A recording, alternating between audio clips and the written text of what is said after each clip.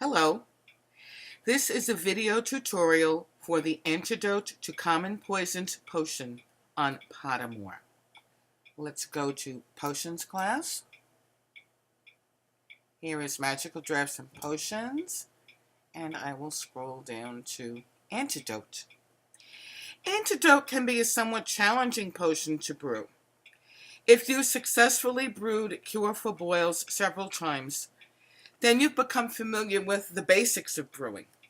If you've also brewed swelling solution, then you've learned about stirring in a counterclockwise or anti-clockwise direction. They mean the same thing. Okay, let's brew this potion. I'm going to brew in my copper cauldron, fastest time. These are my ingredients: Brewers, Mistletoe Berries, unicorn horn. Now, the possible challenges in brewing Antidote are fourfold. Firstly, the distance between the upper and lower crossbars on the crushing gauge is very short. So you need to stop crushing the instant that color turns green. Secondly, the heating time is very short. It's only 5 seconds, so you really need to pay attention to the temperature gauge.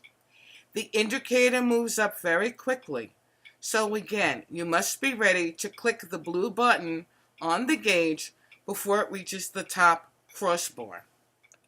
Thirdly, you are required to stir both clockwise and anti or counterclockwise to brew this potion. So, you must read the directions carefully and pay close attention to what you are doing.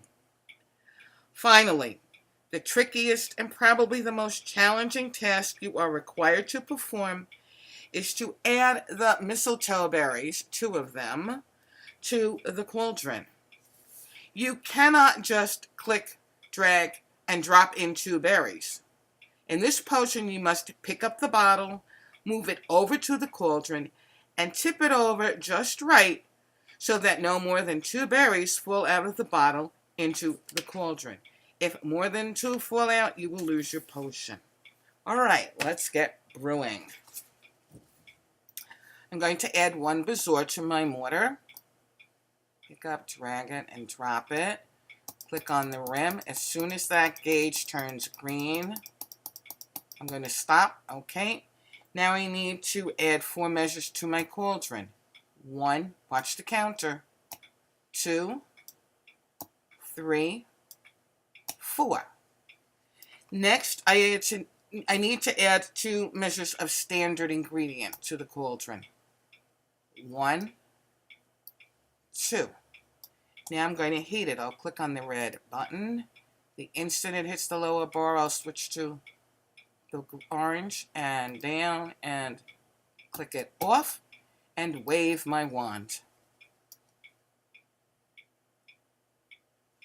Okay, it's now brewing. We need to come back in 30 minutes to see if it's worked. I would suggest you set a timer so that you will remember to come back. You will have a 15 minutes grace period before you would lose this potion. I want to say something about those Brewers. Do not waste your galleons buying them.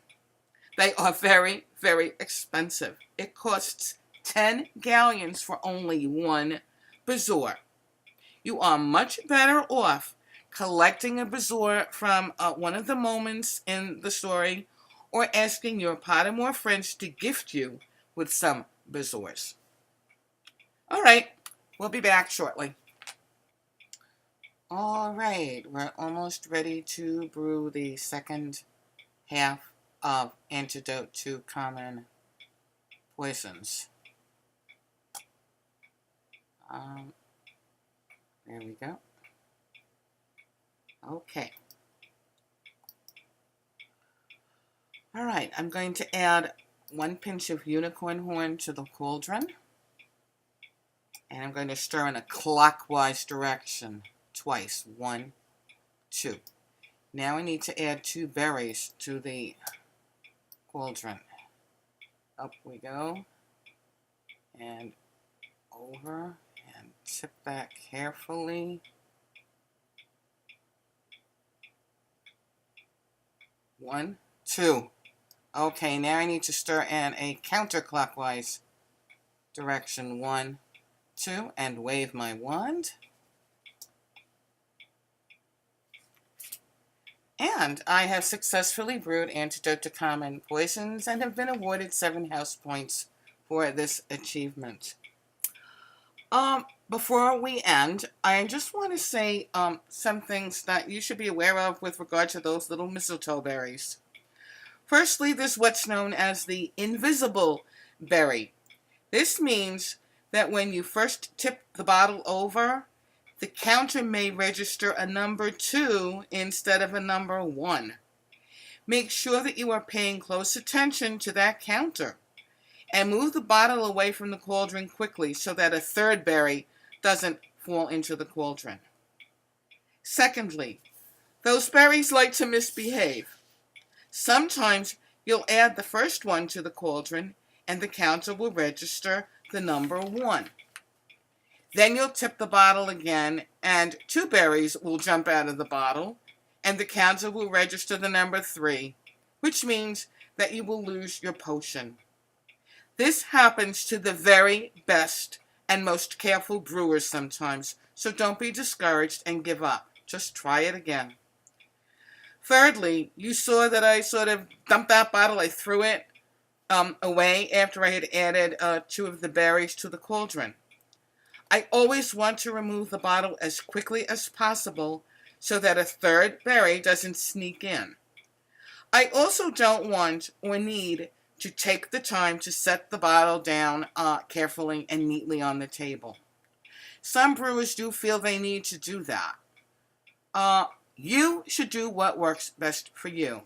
Throwing the bottle isn't elegant, but you won't break it or lose your potion either. Finally, when it comes to adding the berries, you need to find the technique that works best for you. Some brewers like myself prefer to pour very slowly, adding 1 berry at a time, waiting for the counter to show 1, and then adding the second and showing a 2. Other brewers hold the bottle as close to the lip of the cauldron as possible, tip it over very slightly, and dump them in as evenly as they can, keeping a close watch on the counter. Still, other brewers place the jar so that its mouth just barely overhangs the rim of the cauldron, and tip the berries in 2 motions, keeping a close eye on the counter in case of that dreaded invisible first berry. Others find that pouring quickly and then throwing the bottle works for them. As I've said, you need to find the technique that works best for you. I hope this tutorial has helped. Good luck, and have lots of fun brewing Antidote to Common Poisons.